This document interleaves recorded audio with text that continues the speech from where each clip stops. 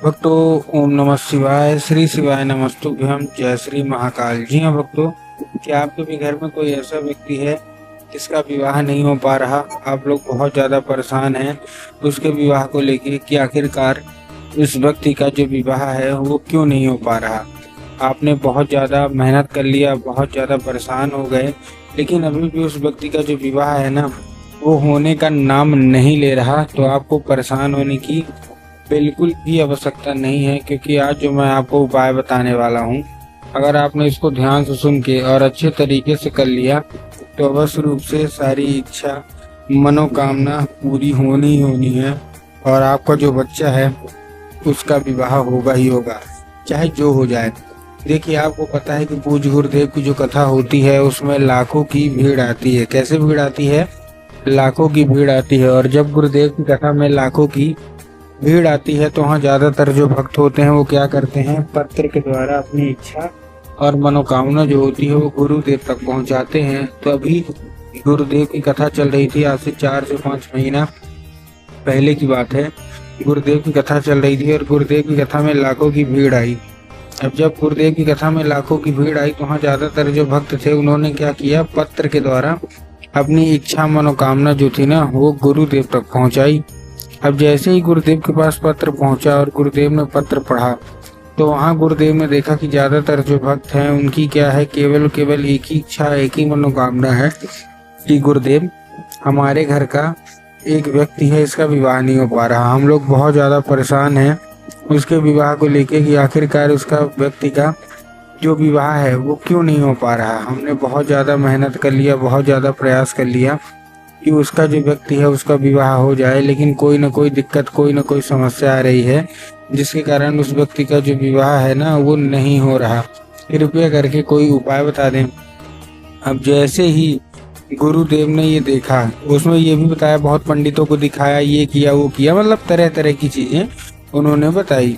अब जैसे ही उन्होंने बताया तभी गुरुदेव ने देखा ये सब, तभी गुरुदेव ने 2 से 3 उपाय बता दिए और कहा केवल ये उपाय कर लेना, तुम्हारा जो कोई भी व्यक्ति है, चाहे वो लड़का हो चाहे लड़की, जिसका भी, ठीक है ना, विवाह नहीं हो पा रहा, अवश्य रूप से उसका जो विवाह है वो होगा ही होगा।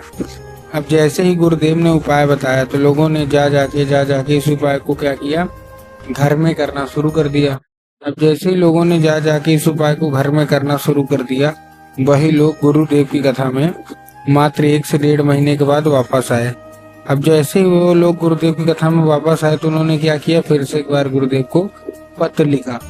लेकिन ये वाला जो पत्र था ये गुरुदेव को धन्यवाद के रूप में पत्र था कि गुरुदेव, धन्य हो आपका, आपके द्वारा बताया गया उपाय हमने कर लिया है, हमारी सारी इच्छा मनोकामना जो है वो भी पूरी हो गई है, आपका कोटि कोटि धन्यवाद। तो देखिए, जो लोग मेरी आवाज अभी सुन रहे हैं ना, अगर आपको भी जानना है कि आखिर ऐसा कौन सा उपाय है जिसको करने मात्र से इच्छा मनोकामना पूरी हो जाती है, तो चलिए हम बताते हैं आपको आज की इस वीडियो के माध्यम से कि आपको करना क्या है। तो बस उपाय ध्यान से सुन के अच्छे से आपको करना है। लेकिन उसके पहले चैनल पे अगर पहली बार आए हैं और आवाज मेरी पहली बार सुन रहे हैं तो वीडियो कर दें लाइक और चैनल को भी कर लें सब्सक्राइब, ताकि पूजनीय पंडित प्रदीप जी मिश्रा के रोज नए नए उपाय जो कि मैं उनकी कथा से सुनता हूँ, श्रवण करता हूँ, सबसे पहले मैं आपको प्राप्त करा सकूं। ठीक, तो देखिए, जो हमारा सबसे पहला उपाय है, इस उपाय में आपको करना क्या है। इस उपाय में सिंपल सा आपको लेना है 3 काली मिर्च, और 3 काली मिर्च के साथ साथ आपको चाहिए क्या, 1 धतूरा।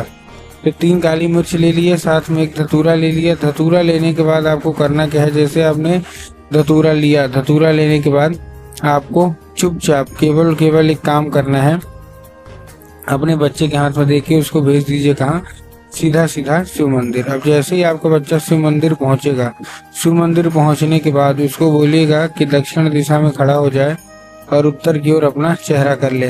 अब देखिए, दक्षिण और उत्तर में ना बहुत सारे लोग कंफ्यूज होते हैं कि दक्षिण क्या है उत्तर क्या है, हमको थोड़ा साफ साफ बताओ। तब गुरुदेव ने साफ साफ बताया है कि आप जिस भी शिव मंदिर जा रहे हैं ना, उस शिव मंदिर का जिधर साइड जलाधारी होगा, आपको अपना चेहरा उधर साइड करके खड़े हो जाना है। ठीक, खड़े हो गए।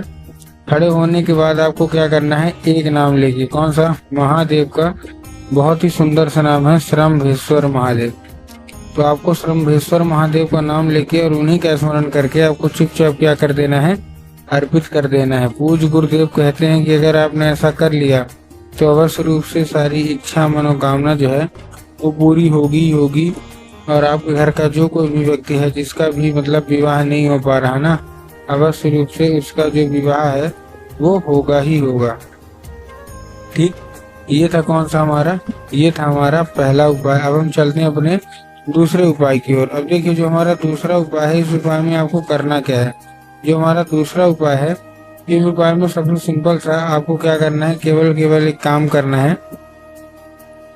और वो काम क्या है, आपको लेना है थोड़ा सा लाल चंदन, और लाल चंदन लेके आपको पहुंच जाना है कहाँ, सीधा शिव मंदिर। अब जैसे आप शिव मंदिर पहुंचेंगे लाल चंदन लेके, ठीक है, अपने बच्चों को बोल दीजिएगा कि क्या करे, मतलब जो नंदी है ना, तो नंदी के पैर के ऊपर क्या करना है, नंदी के पैर के एक होता है आगे का पैर नंदी का जो कि उठा हुआ होता है, तो आपको उसको बच्चे को बोलना है कि नंदी के उठे हुए पैर में आपको क्या कर देना है, अर्पित कर देना है बस।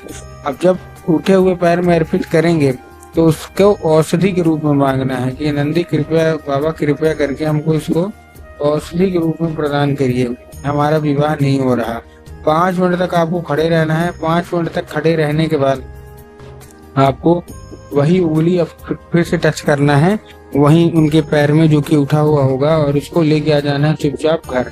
घर आने के बाद जहाँ आप लोग सोते हैं और जिधर साइड सर करके सोते हैं, उधर साइड की जो दीवार होगी ना, उसी दीवार में आपको क्या कर देना है, अर्पित कर देना है बस। पूज्य गुरुदेव कहते हैं कि अगर आपने ऐसा कर दिया, अर्पित मतलब वो टीका लगा देना है। पूज्य गुरुदेव कहते हैं कि अगर आपने ऐसा किया तो अवश्य रूप से इच्छा मनोकामना पूरी हो जाएगी, क्योंकि स्वयं नंदी आपके घर में प्रवेश करेंगे और आपका मन चाहा जो विवाह है वो होगा ही होगा।